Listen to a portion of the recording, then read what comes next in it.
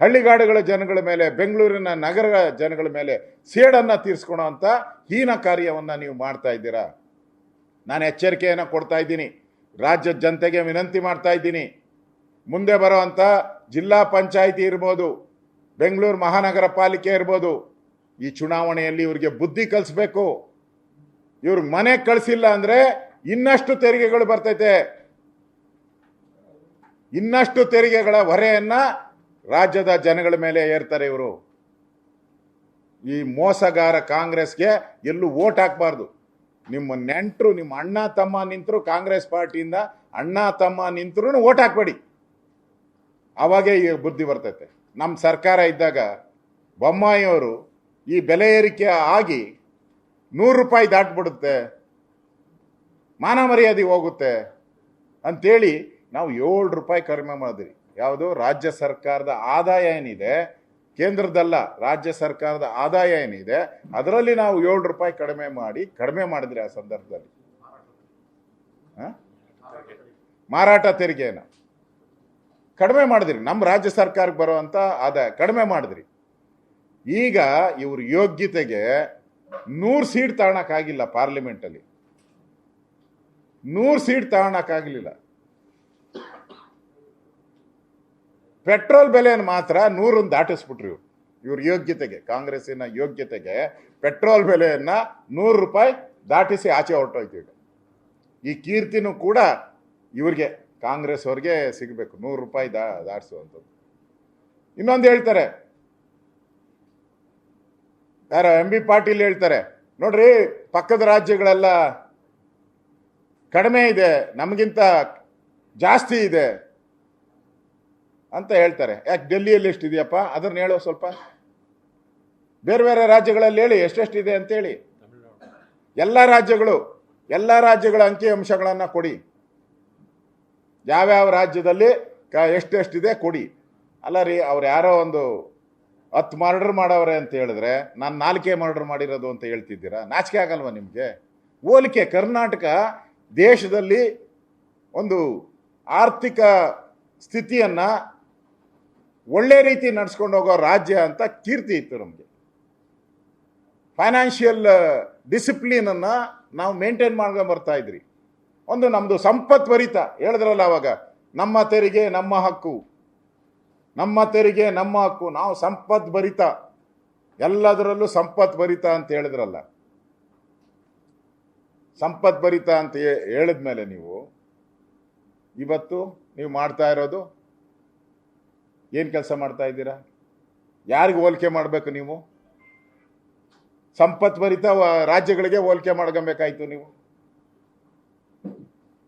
ಕೊಡಿ, ನಿಮ್ಗೆ ಯಾವುದೋ ಕೇರಳದಲ್ಲಿ ಪಾಪರ್ ಆಗಿದೆ, ಪಾಪರ್ ಸರ್ಕಾರಗಳನ್ನೆಲ್ಲ ಯಾಕೆ ಕೊಡ್ತೀರಾ ನೀವು? ಅವ್ರು ಪಾಪರ್ ಆಗಿ ಬ್ಯಾಂಕ್ ಕರಪ್ಟ್ ಆಗ್ಬಿಟ್ಟಿದ್ದಾರೆ. ಈ ಕರ್ನಾಟಕ ಸರ್ಕಾರನೂ ಕೂಡ ಬ್ಯಾಂಕ್ ಕರಪ್ಟ್ ಆಗ್ತಾ ಇದೆ ಈಗ. ಯಾಕಂದ್ರೆ ಎಲ್ಲ ತೆರಿಗೆ ಆಯ್ತು, ಇನ್ನೇರ್ತಾಗಿ ಎಲ್ಲೂ ತೆರಿಗೆ ಹಾಕಕ್ಕೆ ದಾರಿನೇ ಇಲ್ಲ. ಇನ್ನು ಉಳಿದಿರೋದು ಪೆಟ್ರೋಲ್ ಡೀಸೆಲ್, ಅದ್ರ ಮೇಲೇನು ತಲೆ ಮೇಲೆ ಚಪ್ಪಡಿ ಎಳೆದು ಬಿಟ್ರಿ ಇವತ್ತು. ಇನ್ನ ದಾರಿ ಇರೋದು ನಿಮಗೆ ಲೋನ್ ತಗೊಬೇಕಷ್ಟೇ, ಎಲ್ಲಾದರೂ ಸಾಲ ತೆಗೆಯುವಂಥ ಪರಿಸ್ಥಿತಿ. ಈಗ ನೌಕರರದು ವೇತನ ಪರಿಷ್ಕರಣೆ ಅದು ಬೇರೆ ಮುಂದೆ ನಿಂತಿದೆ. ರೈತರಿಗೆ 900 ಕೋಟಿ ಕೊಡಬೇಕು ಹಾಲಿಂದು ಸಬ್ಸಿಡಿ, ಅದು ನಿಮ್ಮ ಮುಂದೆ ನಿಂತಿದೆ. ನಿಮ್ಮ ಯೋಗ್ಯತೆಗೆ ಶಾಲೆ ಶುರುವಾಗಿ ಅವಾಗೆ ತಿಂಗಳಾಗೋಯ್ತು. ಸರ್ಕಾರಿ ಶಾಲೆಗೆ ಇನ್ನೂ ಪಠ್ಯ ಪುಸ್ತಕಗಳು ಕೊಡೋಕ್ಕಾಗಿಲ್ಲ. ದುಡ್ಡಿಲ್ಲ ನಿಮ್ಮ ಹತ್ರ, ಹಣ ಇಲ್ಲ ಕೊಡೋಕ್ಕೆ. ಗ್ಯಾರಂಟಿ ಫ್ರೀ, ನಾವು ರೇಷನ್ ಅಕ್ಕಿ ಕೊಡ್ತೀರಿ 5 kg, ಮೊದಲು 10 kg ಕೊಡ್ತೀನಿ ಅಂದರು. ಆಮೇಲೆ ಅದು ಕೇಂದ್ರ ಸರ್ಕಾರದ ಅಕ್ಕಿ ಬಿಟ್ಟು 5 kgಗೆ ನಾವು ದುಡ್ಡು ಕೊಡ್ತೀನಿ ಅಂದರು. ಅದು 3 ತಿಂಗಳಿಂದ ಆ ಅಕ್ಕಿಗೂ ದುಡ್ಡು ಕೊಟ್ಟಿಲ್ಲ. 3 ತಿಂಗಳಿಂದ ಅಕ್ಕಿಗೂ ದುಡ್ಡು ಕೊಟ್ಟಿಲ್ಲ. 2,2 ಸಾವಿರ ರೂಪಾಯಿ ಅಂದ್ರಿ, ತಿಂಗಳಿಗೆ 2,2 ಸಾವಿರ ಅಲ್ಲ, ಇವ್ರು ಮನ್ಸಿಗೆ ಬಂದಂಗೆ 2,2 ಸಾವಿರ ಕೊಡೋದಷ್ಟೇ. ಪ್ರತಿ ತಿಂಗಳು ಟಕಾ ಟಕ್ ಅಂತ ರಾಹುಲ್ ಗಾಂಧಿ ಹೇಳಿದ್ರು. ಟಕಾ ಟಕ್ಕು ಇಲ್ಲ, ಟಿಕಾ ಟಿಕ್ಕು ಇಲ್ಲ ರಾಹುಲ್ ಗಾಂಧಿ. ಪೆಟ್ರೋಲ್ ಡೀಸೆಲ್ ಬೆಲೆಯನ್ನ ಟಕಾ ಟಕ್ ಅಂತ ಏರಿಸ್ಬಿಟ್ರು ರಾಹುಲ್ ಗಾಂಧಿ ಅವರು. ನಾಚಿಕೆ ಆಗಬೇಕು. ರಾಹುಲ್ ಗಾಂಧಿ ಯಾವ ಮುಖ ಇಟ್ಕೊಂಡು ಕರ್ನಾಟಕಕ್ಕೆ ಬಂದು ಹೋಗ್ತಾರೆ? ಪ್ರತಿಭಟನೆ, ಹೋರಾಟ. ಇಂಥ ಒಂದು ದುಷ್ಟ ಕಾಂಗ್ರೆಸ್ ಈ ರಾಜ್ಯದಲ್ಲಿ ಇರುವಂಥದ್ದು ಒಂದು ಶನಿ ಸಂತಾನ ಅಂತ ಅನಿಸುತ್ತೆ. ಇದರ ವಿರುದ್ಧವಾದಂಥ ಹೋರಾಟವನ್ನು ಇಡೀ ರಾಜ್ಯಾದ್ಯಂತ ನಾಳೆ ಪ್ರತಿಭಟನೆಯನ್ನ ಮಾಡ್ತಾ ಇದ್ದೀರಿ. ಇಡೀ ರಾಜ್ಯಾದ್ಯಂತ ಮೂಲೆ ಮೂಲೆಗಳಲ್ಲಿ ಪ್ರತಿಭಟನೆ ಆಗ್ತೈತೆ.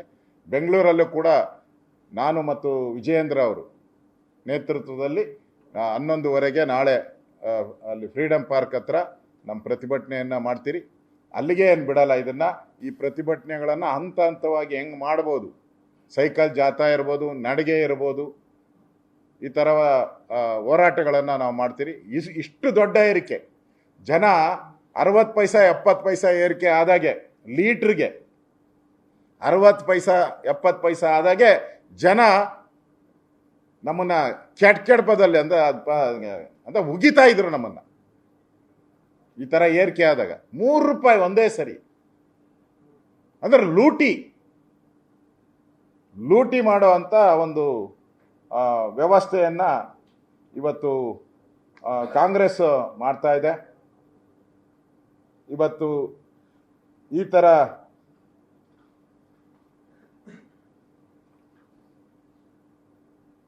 ಸಿದ್ದರಾಮಯ್ಯನವರು ಈ ತರ ಒಂದು ದ್ವೇಷದ ರಾಜಕಾರಣ, ಪ್ರಜಾಪ್ರಭುತ್ವದಲ್ಲಿ ಮತದಾರ ಏನಿದ್ದಾರೆ ಅವನು ಜನತಾ ಜನಾರ್ದನ, ಅವನು ದೇವರು ಅಂತ ಹೇಳ್ತಾರೆ. ಮತದಾರನ್ನ ಮತದಾನ ಅಂತ ಹೇಳ್ತಾರೆ. ದಾನ ಅಂದ್ರೆ ಅವರು ದಾನ ಕೊಡೋದು. ನಮಗೆ ದಾನ ಕೊಟ್ಟಿಲ್ಲ ಅಂತೇಳಿ ಅವ್ರ ಮೇಲೆ ದ್ವೇಷ ಮಾಡೋ ಅಂಥದ್ದು ನಿಮ್ಗೆ ನಾಚೆ ಆಗಲ್ವಾ? ಕಾಂಗ್ರೆಸ್ ಅವ್ರಿಗೆ ವೋಟ್ ಹಾಕಿಲ್ಲ ಅಂತ ಒಂದೇ ಒಂದು ಕಾರಣಕ್ಕೆ ಕರ್ನಾಟಕದ ಕನ್ನಡಿಗರಿಗೆ ನೀವು ಮೋಸ ಮಾಡ್ತಾ ಇದ್ದೀರಲ್ಲ. ನಿಮ್ಗೇನು ಮಾನ ಮರ್ಯಾದೆ ಇದೆಯಾ? ನಾನು ಸರ್ಕಾರಕ್ಕೆ ಆಗ್ರಹ ಮಾಡ್ತಾ ಇದ್ದೀನಿ, ಹಿಂದೆ ನಮ್ಮ ಸರ್ಕಾರ ಯಾವ ರೀತಿ ತೆರಿಗೆಗಳ ಇದು ಹೆಚ್ಚಾದಾಗ ವಾಪಸ್ ನಾವು ನಮ್ಮ ಸೇಲ್ ಟ್ಯಾಕ್ಸನ್ನು ವಾಪಸ್ ನಾವು ಪಡೆದು 7 ರೂಪಾಯಿ ಕಡಿಮೆ ಮಾಡಿ 100 ರೂಪಾಯಿ ಒಳಗಡೆ ಬರೋ ರೀತಿ ಮಾಡಿದ್ರು, ಅದೇ ರೀತಿ ಕೂಡ ರಾಜ್ಯ ಸರ್ಕಾರ ನಿಮ್ಗೇನಾನ ಮಾನ ಮರ್ಯಾದೆ ಇದ್ದರೆ, ನಿಮ್ಗೆ ಮಾನ ಮರ್ಯಾದೆ ಇದ್ದರೆ ನೀವು ಕೂಡಲೇ ಈ ಏರಿಕೆಯನ್ನು ವಾಪಸ್ ಪಡಿಬೇಕು ಅಂತೇಳಿ BJP ಆಗ್ರಹವನ್ನು ಮಾಡ್ತಾ ಇದ್ದೀರಿ. ಇದರ ವಿರುದ್ಧ ರಾಜ್ಯಾದ್ಯಂತ ನಾನು ಮತ್ತು ನಮ್ಮ ರಾಜ್ಯದ ಅಧ್ಯಕ್ಷರು, ನಾವೆಲ್ಲರೂ ಕೂಡ, ನಮ್ಮ ಕಾರ್ಯಕರ್ತರು ಕೂಡ ಈ ಹೋರಾಟವನ್ನು ನಾವು ಮಾಡ್ತಾ ಇದ್ದೀರಿ. ನ್ಯೂಸ್ ಫಸ್ಟ್, ನಿರ್ಭೀತಿಯಿಂದ ನಿಮ್ಮ ಪರವಾಗಿ.